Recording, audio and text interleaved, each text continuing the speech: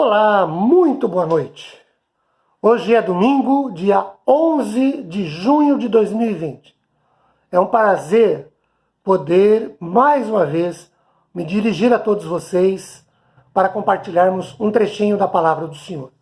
Eu quero levá-los à leitura de um texto que nós já comentamos sobre ele há dias atrás. Eu quero dar um outro enfoque. Lucas, capítulo de número 18. Olhem o versículo 18 e dele até o 23. Certo homem de posição perguntou a Jesus: Bom mestre, que farei para herdar a vida eterna? Respondeu-lhe Jesus: Por que me chamas bom? Ninguém é bom, senão um que é Deus. Sabes os mandamentos? Não adulterarás, não matarás, não furtarás, não dirás falso testemunho, honra teu pai e a tua mãe. Replicou ele: Tudo isso tenho feito, tenho observado desde a minha juventude. Ouvindo Jesus, disse-lhe: Uma coisa ainda te falta. Vende tudo o que tens, dá-o aos pobres e terás um tesouro nos céus. Depois vem e segue-me mais. Ouvindo ele essas palavras, ficou muito triste porque era riquíssimo. Bem, queridos, domingo próximo passado nós falamos sobre isso.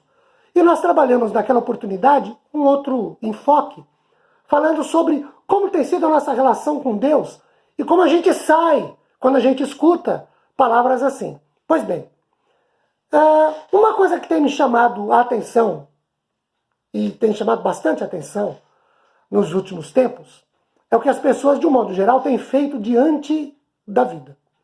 Por exemplo, certas pessoas permitem que a vida passe sem se darem conta da necessidade de tomarem esta ou aquela posição, de reciclarem esta ou aquela opinião, e pior, de mudar, alterar este ou aquele comportamento.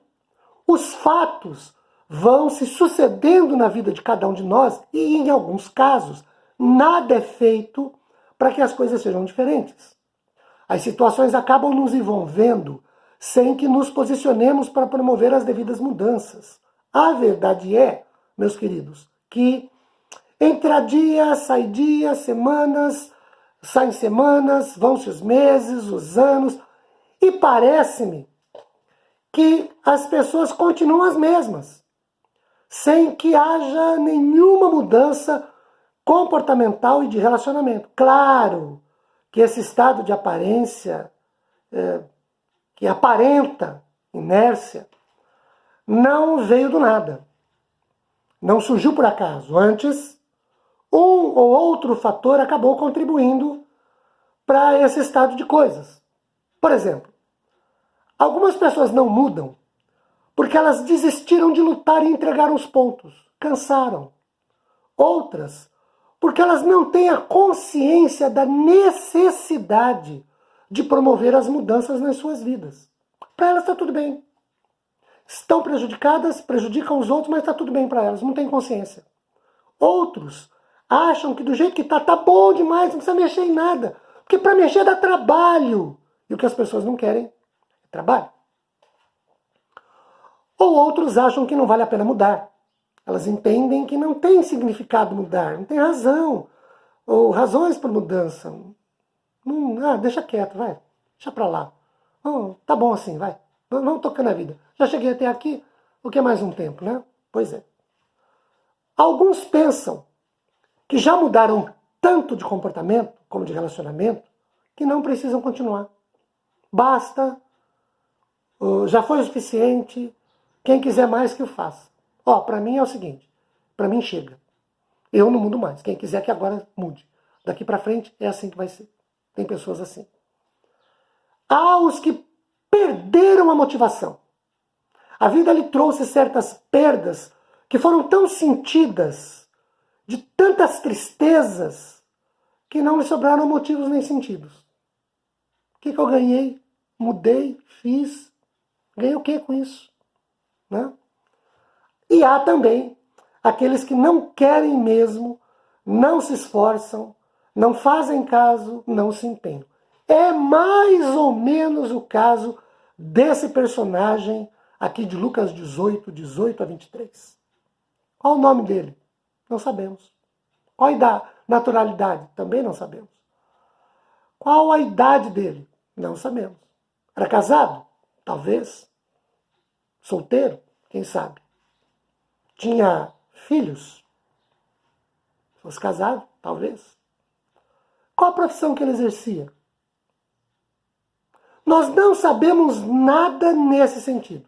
Não há respostas objetivas para nenhuma dessas perguntas. Só sabemos o que a Bíblia relata, e mesmo assim, nesta única passagem em Lucas. Contudo, apesar de pouquíssimas informações sobre o personagem desse texto, algumas coisas podem ser notadas. O que nós vemos nesse personagem que nos chama a atenção? Olhe para o versículo de número 28. Nós vemos que este personagem era um homem de posição social. Verso 22 diz que ele era um homem rico, cheio de bens. Tinha valores financeiros, bens materiais em abundância. Muito provavelmente nada lhe faltava. Era alguém que podia desfrutar de bens. Comentaristas afirmam que possivelmente a expressão homem de posição pode significar alguém de classe superior. Segundo, olhem ainda para o versículo 18. Nós vemos que este personagem era um homem preocupado com a vida eterna. Ele pergunta assim: bom mestre, que farei para herdar a vida eterna? Revela uma grande preocupação com o futuro da sua alma. Revela que pelo menos este homem tinha noção da vida eterna e que queria recebê-la como herança. Terceiro ainda, versículo 28. Nós vemos que esse personagem era um homem que soube reconhecer em Jesus um mestre, um orientador, um condutor, mesmo sem ser um rabi ou um rabino. Olhem para o versículo 22. Em quarto lugar, nós vemos que esse personagem era um homem muito rico. E isso ele fez questão de ressaltar que era desde a sua juventude. Revela-nos que conhecia e bem ele era um homem rico, ele era um homem também muito religioso. E ele fez questão de mostrar isso. Ele diz assim: esses mandamentos eu os conheço e os observo desde a minha mocidade. Então revela-nos que ele guardava os mandamentos. Ele os observava, ele os cumpria. Nós podemos conjecturar que este personagem tinha sua religiosidade à flor da pele, ou que era um fato normal, corriqueiro, sua religiosidade, sua espiritualidade. Também, mais interessante do que o que vemos neste personagem bíblico, é o que não vemos, mesmo estando diante de Jesus e tendo a oportunidade de dialogar com o Senhor. O que nós não vemos nesse personagem? Primeiro, nós não vemos disposição para admitir que lhe faltava alguma coisa na vida a despeito de toda a sua religiosidade. Olhem de novo para o versículo 22. Nós notamos que é o próprio Senhor Jesus quem adverte este homem de que, mesmo religioso, espiritualizado, conhecedor e praticante dos mandamentos, faltava-lhe ainda pelo menos uma coisa. Contudo, não há nele disposição para ver essa falta. Não há nele disposição para trabalhar essa falta. Não há nele disposição para admitir que, mesmo se tratando de um homem de posição religioso, lhe faltava alguma coisa. Não tem disposição nele para isso. Como não tem em muitos de nós disposição para entender que nós não nos bastamos, que nós não chegamos ao ápice, que nos falta alguma coisa e que precisamos fazer. A primeira coisa é admitir. Alguns de nós não admitem. Segundo, nós não vemos neste personagem disposição para mudar de vida a partir de renúncias. Quando Jesus lhe diz, verso 21, vende tudo o que tens, dá-o aos pobres, e terás um tesouro no céu, depois vem, segue-me. Não manda esse homem ficar pobre. Antes, manda, na ideia, ser desprovido de apego a valores materiais efêmeros, e que não serão levados para a vida eterna, que era exatamente a preocupação dele. Quando Jesus lhe diz, vende tudo que tens, dá aos pobres, e terás um tesouro nos céus, depois vem, segue-me, não manda que ele fique pobre, antes que ele seja desprovido do apego de bens materiais, que nada servem para a eternidade. Tudo que este personagem bíblico observa em sua religiosidade era a partir da sua posição social, do seu status, dos seus bens materiais ou das riquezas materiais de que dispunha. Nada envolvia renúncia. Nada envolvia abrir mão para mudanças. Nada envolvia o deixar. Nada envolvia o desprender-se, o não se apegar. Este personagem, ele tipifica a pessoa que quer receber as bênçãos de Deus sem, porém, fazer nenhum esforço pessoal. Este personagem tipifica a pessoa que quer receber a graça de Deus sem, contudo, abrir mão da vida que leva. Este personagem tipifica a pessoa que quer receber a cura, o livramento, a visitação, o consolo, o conforto, a alegria, a paz de Deus, desde que não tenha que dizer não para o mundo, desde que não tenha que dizer não para as paixões e para os prazeres carnais.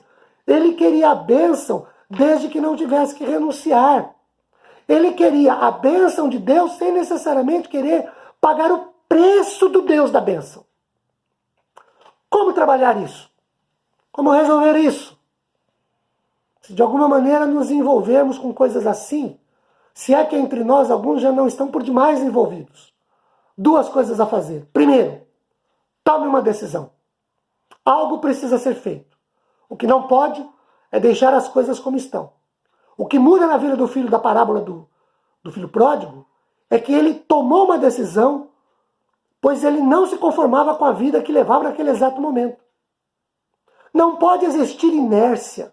A pior coisa que pode acontecer numa dessas horas, diante de uma situação assim, é ficar parado no que diz respeito a decisões. Não se pode esperar que outros tomem a decisão que nos cabe. É muito cômodo esperar e até cobrar que os outros decidam por nós, mas isso não está certo. A decisão é pessoal, os acertos e erros também são pessoais. Tome uma atitude, e a atitude de mudar, de você mudar. Segundo, tome uma atitude de ação. Faça, realize, faça acontecer. Jesus mesmo lhe disse o seguinte: vai, vende tudo, vem e segue-me. Isso implica necessariamente em ação.